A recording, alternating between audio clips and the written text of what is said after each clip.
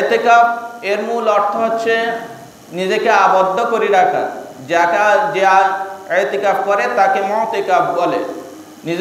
নিজেকে দুনিয়াবি কাজকর্ম ব্যস্ততা থেকে ফারেক করে আল্লাহ তাআলার সান্নিধ্য লাভের জন্য, আল্লাহ তাআলার নৈকট্য লাভের জন্য, আল্লাহ তাআলার দিদার লাভ করার জন্য এইভাবে মসজিদে নিজেকে আটকিয়ে রাখা, আবদ্ধ করে রাখা। ইতিকাফ মূলত 3 ধরনের। এক নম্বর হচ্ছে সুন্নতে ইতিকাফ। সুন্নতে ইতিকাফ হচ্ছে এই রমজানের শেষ দশকের এই 10 দিন ইতিকাফ করা, এটা হচ্ছে সুন্নতে ইতিকাফ। এটা হচ্ছে সুন্নতে মুআক্কাদায়ে কিফায়া। সমাজের মধ্যে থেকে যে কোনো একজন ব্যক্তি যদি ইতিকাফ করে তাহলে সকলের জন্য আদায় হয়ে যাবে, আর যদি কেউ আদায় না করে তাহলে সকলে গুনাহগার হবে। এই জন্য সমাজের মধ্য থেকে, মহল্লার মধ্য থেকে যে কোনো একজন ব্যক্তি ইতিকাফ করলে প্রত্যেকের ইতিকাফ এভাবে আদায় হয়ে যাবে। এটা হচ্ছে সুন্নতে ইতিকাফ। তারপর হচ্ছে নফল ইতিকাফ।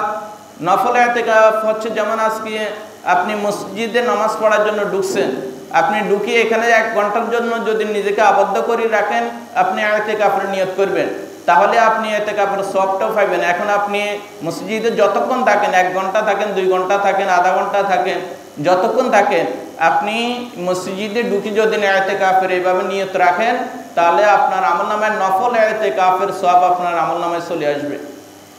3 নম্বর ইতিকাফ হচ্ছে ওয়াজিব ইতিকাফ।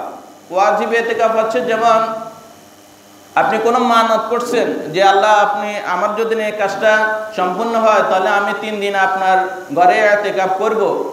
আমার যদি এই মানতটা পূর্ণ হয় তাহলে আমি বাইতুল্লাহর মধ্যে 3 দিন ইতিকাফ করব, বা মসজিদে নববীতে 3 দিন ইতিকাফ করব, বা 5 দিন ইতিকাফ করব। কেউ যদি এই রকমের ইতিকাফ করে থাকে, মানত করে থাকে ইতিকাফের জন্য, তাহলে ওই ইতিকাফ তার জন্য আদায় করা ওয়াজিব। সে বাধ্যতামূলক ওই ইতিকাফ আদায় করতে হবে।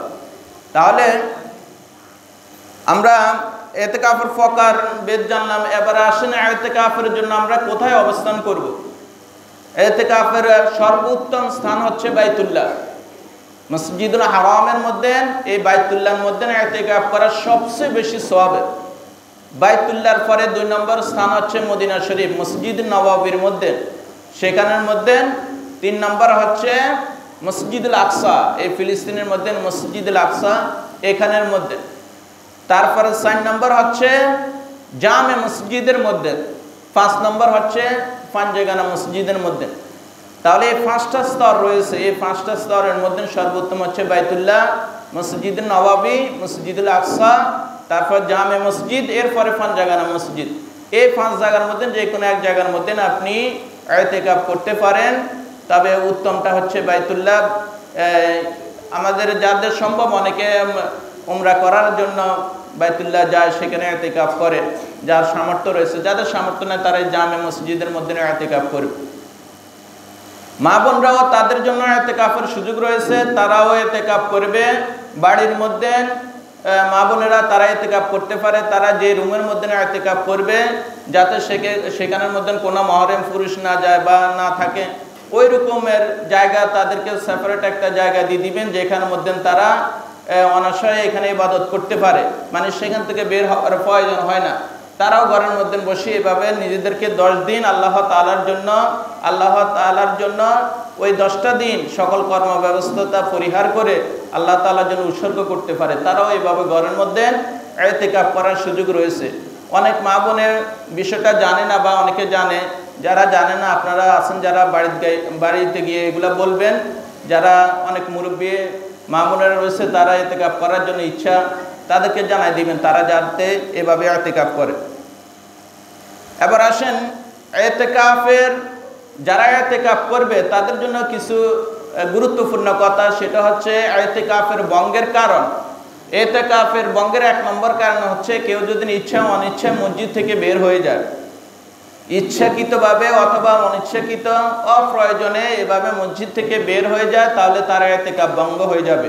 তবে ইতিকাফকারী সে যদি তার জন্য ওযু, গোসল বা বাথরুমে যাওয়া, এগুলা সবকিছু তার জন্য বৈধ, সেগুলা করতে পারবে। কিন্তু বিনা প্রয়োজনে এমনিতে রাস্তার মধ্যে যাই দাঁড়ায় রইল, অথবা দোকানে গেল, অথবা বিনা প্রয়োজনে মসজিদের বাইরে যে দাঁড়ায় রয়েছে, তাহলে তার ইতিকাফ ভঙ্গ হয়ে যাবে। 2 নম্বর ইতিকাফ ভঙ্গের কারণ হচ্ছে স্ত্রীর সাথে মেলামেশা করা। যদি না কেউ ইতিকাফ অবস্থায় এরকম করে, তাহলে তার ইতিকাফ ভঙ্গ হয়ে যাবে। কারণ আল্লাহ তাআলা বলেছেন, ওয়ালা তুবাশিরুহুন্না ওয়া আনতুম আকিফুনা ফিল মাসাজিদ, যখন তোমরা মসজিদে ইতিকাফ করো তখন স্ত্রীদের সাথে মেলামেশা করিও না। তাহলে বোঝা যাচ্ছে কেউ যদি না ইতিকাফ অবস্থায় স্ত্রীর সাথে এভাবে মেলামেশা লিপ্ত হয়, তাহলে তার ইতিকাফ ভঙ্গ হয়ে যাবে। তাহলে আমরা ইতিকাফের ব্যাপারেও বিষয়টা জানছি। তাহলে আজকে আমরা যারা ইতিকাফের নিয়ত করেছি বা ইতিকাফ থাকার জন্য ইচ্ছা পোষণ করছি, আমরা ইনশাল্লাহ আজকে মাগরিবের আগেই ইনশাল্লাহ মসজিদের মধ্যে চলে আসব। এই গুরুত্বপূর্ণ রজনী যাতে আমরা ভাগীদার হতে পারি, এরকম একটা রাত্র যাতে আমাদের কারোর কাছ থেকে না ছুটে যায়, সেদিকে আমরা লক্ষ্য রেখে, অনেকে আমরা কর্মব্যস্ততা দেখাই, আসলে আজ মরে গেলে আমার সকল কর্মব্যস্ততা শেষ হয়ে যাবে।